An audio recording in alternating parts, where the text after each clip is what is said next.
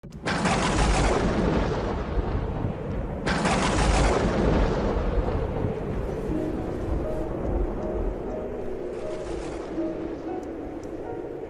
aquel tiempo Jesús llegó a casa con sus discípulos y de nuevo se juntó tanta gente que no los dejaban ni comer. Al enterarse su familia, vinieron a llevárselo, porque se decía que estaba fuera de sí. Palabra del Señor. Gloria a ti, Señor Jesús. Este corto fragmento del Evangelio de San Marcos nos muestra las dificultades que tenía Jesús dentro de su propia familia. Algunos probablemente estaban en contra de que él hiciera lo que estaba haciendo. Sabemos que había 2 de sus apóstoles que eran primos hermanos suyos, pero había muchos otros que estaban preocupados porque pensaban que si Jesús se metía en problemas, las consecuencias no solamente iban a ser para él, sino también para su familia. Eso era frecuente en la época. O preocupados por el propio Cristo. ¿Qué le podría pasar? ¿A dónde iba a terminar? De hecho, fue lo que sucedió. Murió crucificado. El caso es que, dice el Evangelio, que vinieron a llevárselo porque decían que no estaba en sus cabales, que estaba loco. Y esto a mí me recuerda mucho lo que sucede en no pocas familias católicas y católicas practicantes. Si la esposa o el marido,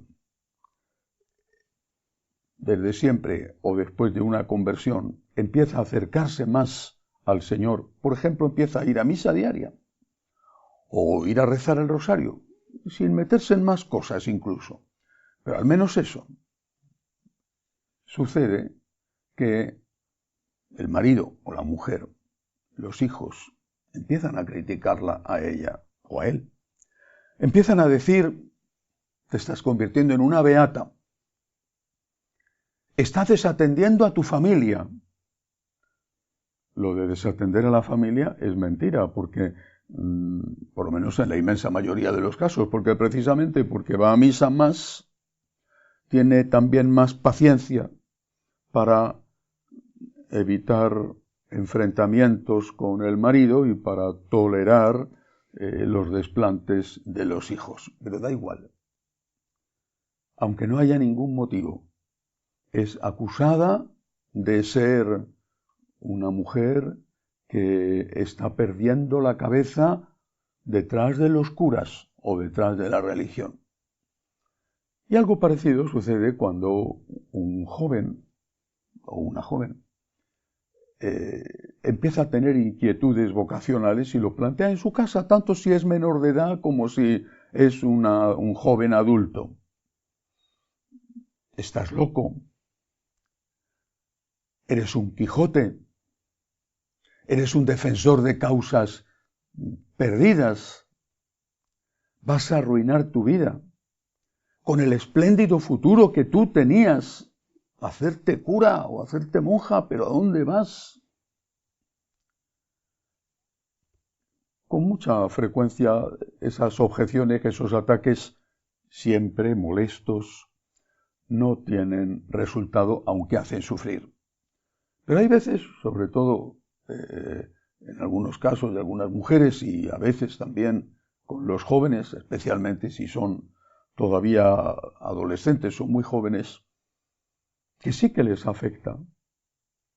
Quieren a su familia precisamente porque son buenos chicos, aman a sus padres, están dedicados a ellos, se portan bien en casa. Y por ser tan buenos chicos es por lo que les hace muchísimo daño cuando sus padres, quizá con buena intención, se enfrentan con ellos y se oponen a que sigan su vocación. Las consecuencias las pagarán unos y otros, él y los padres. Pero en cualquier caso, repito, esta escena que le ocurre a Jesús me resulta muy familiar y no es aquella familia de Jesús la única que se opuso a la llamada de Dios. ¿Cuál es la consecuencia? ¿Perdió Jesús la cabeza? ¿Estaba loco? No, ni perdió la cabeza ni estaba loco. Pero ¿cuál fue la consecuencia de aquello que Jesús hizo? De no haberse regresado con su familia a Nazaret, de haberse dedicado a la carpintería de su padre, que por otro lado lo había estado haciendo desde que murió San José y seguramente antes, haberse casado, haber tenido una familia, en fin, lo que su familia, sus parientes próximos querían de él, no su madre, no aparece aquí mencionada. Pero ¿cuál fue la consecuencia? Tenían razón, le mataron. De una manera terrible, le crucificaron, le mataron. Esa fue la consecuencia. Tenían razón, pero no tenían toda la razón. Tenían razón, le mataron, pero no tenían toda la razón, porque su muerte fue redentora. Y después de la muerte vino la resurrección. Si una persona en el ámbito civil, no en el ámbito religioso, dijera, voy a sacrificar mi vida por mi patria, no se le consideraría un héroe que impidió la conquista de su país o de su ciudad.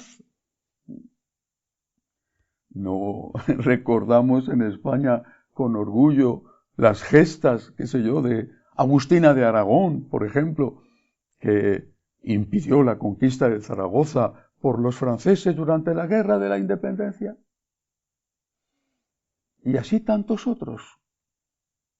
Y si un investigador renunciara a su familia, a su posible familia, por ejemplo, para consagrar su vida a la ciencia y consiguiera descubrir una vacuna o una medicina que curara el cáncer o el Alzheimer o cualquier otra gravísima enfermedad,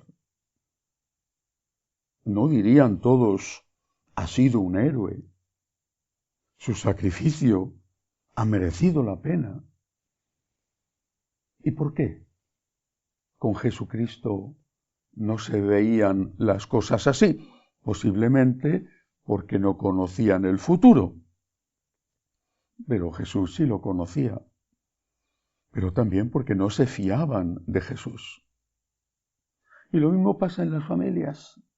¿No es acaso esa mamá que va a misa, que reza el rosario, la que sostiene la familia, porque luego no descuida las obligaciones caseras?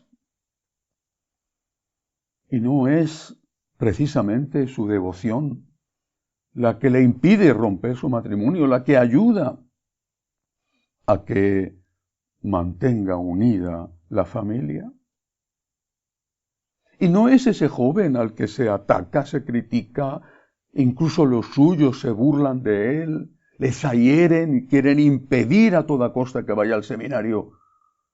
No es ese joven el que después estará más que ningún otro de los hijos, con toda seguridad, más que ningún otro de los hijos al lado de sus padres cuando sean ancianos. ¿No será él el que esté más que nadie cuidando de ellos, aunque no esté físicamente a su lado? ¿Y no será él el que ayude a tantos, el que recoja tantas lágrimas, el que dé pan a tantos hambrientos, el que ayude a tantísimos a prepararse para la vida eterna? Jesucristo hizo lo que tenía que hacer, pero estoy seguro de que fue doloroso para él hacerlo. Invito a los católicos practicantes a que no hagan la labor del demonio poniendo dificultades a los hijos que quieren consagrarse a Dios o simplemente a los miembros de su familia que quieren estar más cerca de Dios. Que así sea.